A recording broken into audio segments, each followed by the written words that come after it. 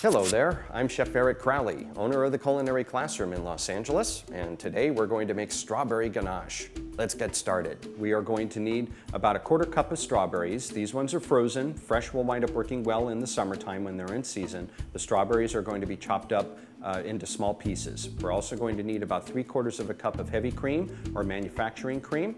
And we're going to need about 7 ounces of white chocolate that's been chopped up very finely. The white chocolate should be a brand like Kaibo or Guittard or Ghirardelli, such as we're using today. So for our strawberry white chocolate ganache, the first thing that is required is some maceration of the cream. And what maceration means is basically allowing the cream to steep. In this case, we're going to wind up taking our strawberries and we're going to coarsely chop them, and we're going to put them into a bowl, pour cream over the top, and let them sit in the refrigerator for 24 hours or so.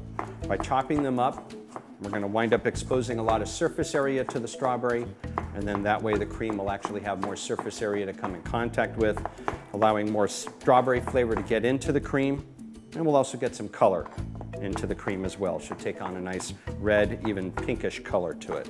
The strawberries are going to wind up going into a bowl. Pour the cream over the top, about 3/4 of a cup, and we wind up letting this sit in the refrigerator overnight. After 24 hours or so in the refrigerator, the cream and the strawberries start to take on, or the cream itself actually starts to take on a really nice pink color from the strawberries. We now want to actually separate the strawberries from the cream by running it through a strainer. Just a standard little basket strainer like this will do just fine. After we wind up pouring it in, get as much cream out of here as you possibly can. You could even use the back of the spatula after we get all the cream out and lightly press on the strawberries. If you press too hard, you're actually going to run the risk of getting some of the seeds to come through the strainer, and that we don't want. Lift up the strainer, give it a light press like this. Keep in mind also that you're going to have some cream that's actually going to be stuck to the bottom of the strainer. Go ahead and give it a scrape on the bottom. And this is our heavy cream that has a nice light pink color to it from the maceration of the strawberries. Now we're going to take this and we're going to start to scald it, pouring it into a pot and start to heat it up on a medium to medium-high heat. And then while that is heating up, I'm going to take my white chocolate and begin to chop it. For chopping the chocolate, we're going to wind up utilizing a bread knife or a serrated knife. I find that the edge of this allows the chocolate to get chopped up much more rapidly than a standard chef's knife. And I like to start off with the corner of the chocolate and almost like shave the chocolate, if you will. Tip of the knife is going to stay in contact with the cutting board. Back of the knife is going to do the cutting. And I'm basically going to move the knife forward and down as I wind up doing the cut. You're going to find when you wind up doing this, compared to chopping up dark chocolate, white chocolate has no cocoa powder in it at all. This is basically cocoa fat or cocoa butter. So it's going to wind up chopping up, and it's going to have a little bit softer of a consistency than dark chocolate or milk chocolate.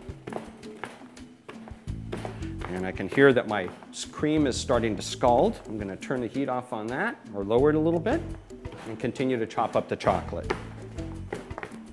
I have some nice thin slivers. I'm going to take my knife and go across, so now I have some nice little chunks. The smaller you cut your chocolate, the quicker it's going to melt. After we wind up getting the chocolate melted, or chopped up rather, we're going to go ahead and put it into a bowl. Our cream has been scalded. We're looking for bubbles to come all the way around the rim of the pot.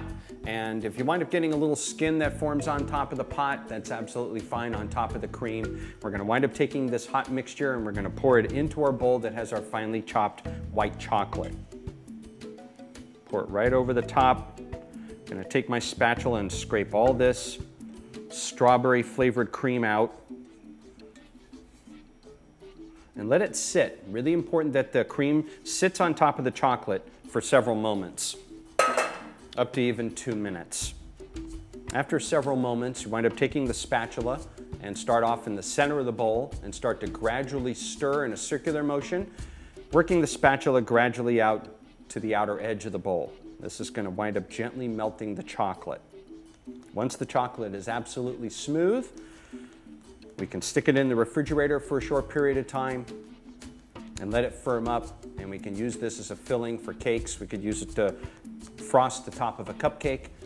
And this is our strawberry white chocolate ganache.